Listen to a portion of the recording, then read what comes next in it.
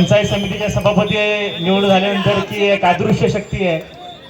मी 4-5 दिवस मुंबईला त्यांच्या थोडा सहवास होतो आणि मी ती बघितलेली आहे.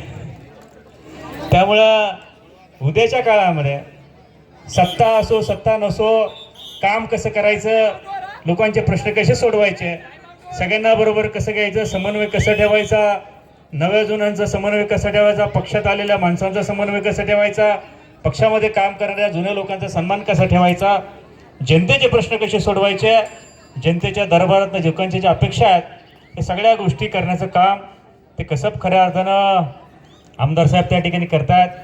आणि यावर्षी अतिशय भरभरून असा वाढदिवस त्यांचा मोठ्या स्वरूपामध्ये साजरा होतोय. तालुक्यातनं उद्या तर सगळे अनेक दिग्गज मंडळी त्या ठिकाणी येणार आहे. तर या वर्षीचा वाढदिवस त्यांचा खास असणार आहे.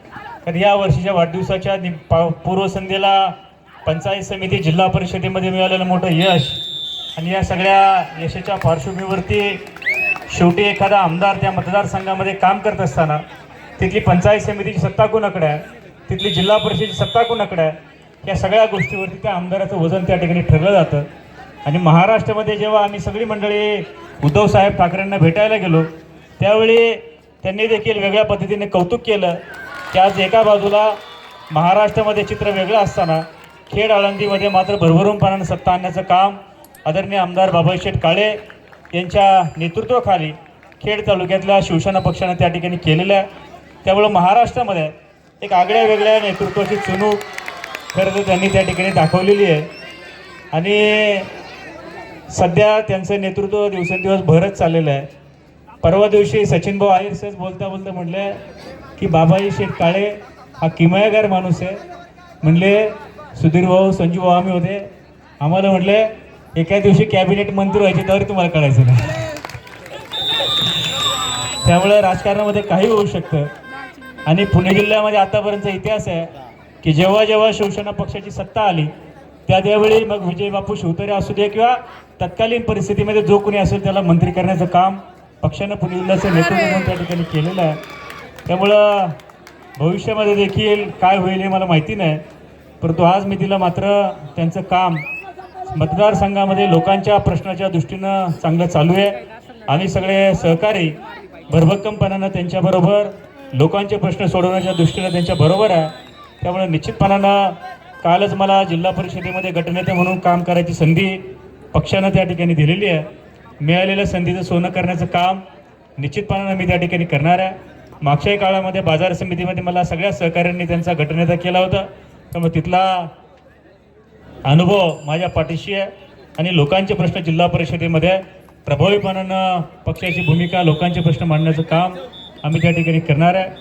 आज स्वप्नील भाऊ असतील किंवा आमचे स्वपनदादा असतील हे सगळ्यांनी अतिशय नेटकेपण या कार्यक्रमाचं नियोजन त्या ठिकाणी केलं.